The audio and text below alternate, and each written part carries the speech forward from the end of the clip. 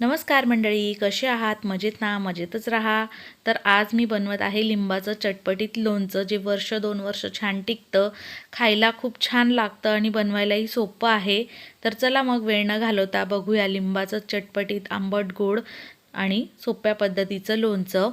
तर सगळ्यात आधी मी इथे काय केलं, 3 किलो लिंबू आणलेले आहेत. तर हे कागदी आहेत, कागदी सालचे असतात, म्हणजे बारीक सालची लिंबू असतात, त्यांना कागदी लिंबू म्हणतात.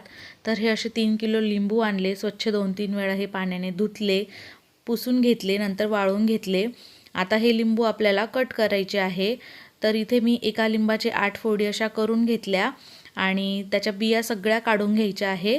तर इथे असे हे आपले लिंब सगळे कापून झालेले आहे.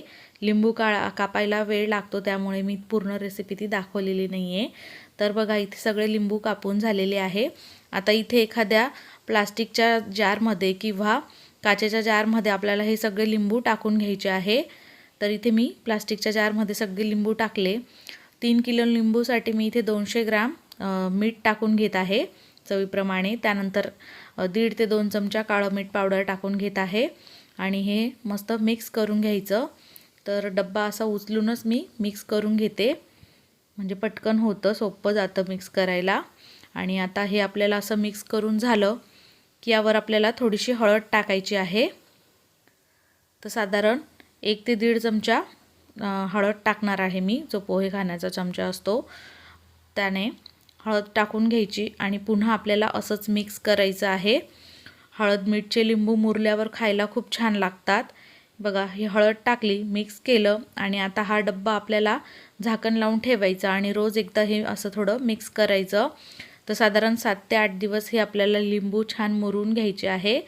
तर इथे मी झाकण लावते आणि रोज 7 ते 8 दिवस मी हे मिक्स करून घेणार आणि नंतर आपण लोणचं बनवणार आहोत हे. तर हे खूप छान टिकतं आणि खायला खूप छान लागतात.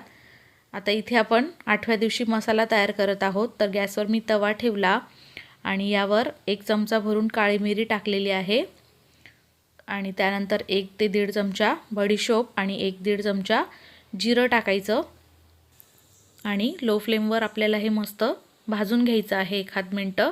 खूप जास्त भाजायचं नाही आहे, काळपट करायचं नाही आहे. हलकंसं गरम झालं की थोडासा रंग बदलतो, लगेच गॅस बंद करायचा आणि हे सगळं थंड करून घ्यायचं. त्यानंतर मिक्सरच्या भांड्यामध्ये टाकून याची आपल्याला पावडर तयार करायची आहे. तर हलकीशी जाडसर ठेवायची, खूप बारीक नाही आणि खूप जाड पण नाही. तर बघा, अशी ठेवायची.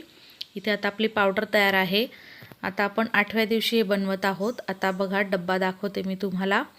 इथे आपण झाकण उघडलं, लिंब छान मुरलेली आहेत.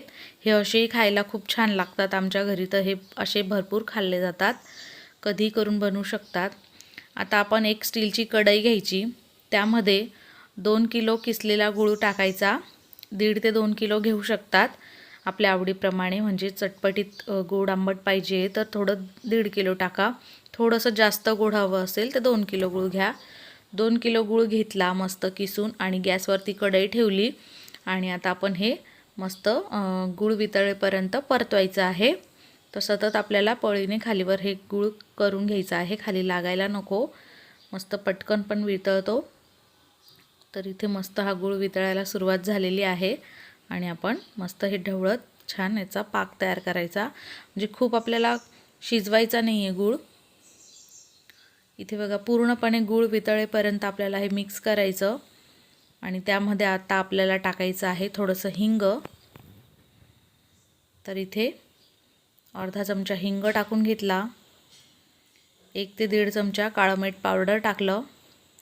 4 चमचे लाल मिरची पावडर आणि जो तयार केलेला मसाला होता आपला बडीशोप, जिरं आणि काळी मिरीचा, तो आपण यामध्ये टाकून घेतला आणि आता हे मिक्स करत पूर्णपणे छान गूळ वितळेपर्यंत मिक्स करायचं आहे. कंटिन्यू मी हे मिक्स करून घेते. छान एकजीव होतो मसाला मस्त गुळामध्ये. आता इथे गूळ छान वितळतोय. बघा, मस्त गूळ वितळलेला आहे. अजून तो असा ट्रान्सफर दिसत नाही आहे, तोपर्यंत आपल्याला हे छान वितळून घ्यायचं आहे. गूळचा कलर मस्त चेंज होतो म्हणजे आणि चमक येते. गूळ वितळला की त्यानंतर एक 3-4 मिनटंच आपल्याला ठेवायचं आहे गॅसवर. आता पूर्णपणे गूळ वितळला, अजून मी 3-4 मिनटं ठेवणार लो फ्लेमवर. बघा एक मस्त चमक आलेली आता या पाकाला. आणि गॅस बंद करून कढई खाली उतरून घ्यायची आणि हे थंड करायचं आहे आपल्याला. पूर्णपणे थंड करून घ्यायचं. त्यानंतर आपल्याला मुरलेले लिंबाच्या फोडी टाकायच्या आहे या पाकामध्ये. तर सगळे ह्या लिंबाच्या फोडी मी टाकून घेते आणि मस्त आपल्याला हे मिक्स करायचं आहे. छान एकजीव करून घ्यायचं, हलक्या हाताने मिक्स करायचं, खूप दाब द्यायचा नाही. सगळं छान एकजीव करून घ्यायचं. इथे आता सगळं व्यवस्थित मिक्स झालेलं आहे. आता हे आपल्याला थोडं अर्धा तास असंच ठेवायचं. त्यानंतर आपल्याला काचेच्या बरणीत भरायचं आहे. हे आपल्याला परत शिजवायचं नाही किंवा काही नाही. लिंबू आपले छान मुरलेले आहे. पाक आपण तयार करून घेतलेला होता. लिंब त्यामध्ये मिक्स केलं, छान आपण अर्धा तास वरतीच ठेवलं आणि पुन्हा मिक्स करून घ्यायचं. त्यानंतर काचेची बरणी घ्यायची, स्वच्छ घासून पुसून उन्हात वाळून घ्यायची आणि त्या बरणीमध्ये आपल्याला हे लोणचं भरायचं आहे. तुम्ही बघू शकता रंग किती सुंदर आलेला आहे. आणि आता हे लिंबाचं लोणचं जे आहे ते लगेच खायला तयार आहे. हे लिंबाचं लोणचं 1-2 वर्ष पण टिकतं, खायलाही खूप छान लागतं. आणि हे जेव्हा अजून 1-2 दिवसात जरा मुरलं ना, अजूनच छान चव येते. म्हणजे पाक आणि लिंब त्याचं एकमेकांचा छान असं चव उतरते, यामध्ये एकजीव होतं ते. आणि आता इथे हे लिंबाचं लोणचं मी बरणीमध्ये भरून घेतलेलं आहे. बघा मस्त असं कलर आलेला आहे, खूप छान दिसत आहे, खायलाही तितकंच रुचकर आहे. तुम्हाला ही रेसिपी कशी वाटली तसं कमेंट करा. रेसिपी आवडल्यास लाईक, शेअर, सबस्क्राईब करत जा. आज वेळात वेळ काढून तुम्ही माझी रेसिपी बघितली त्याबद्दल मनापासून धन्यवाद. लवकरच भेटू पुन्हा एकदा साध्या सोप्या घरगुती रेसिपीसोबत. तोपर्यंत बाय बाय, धन्यवाद.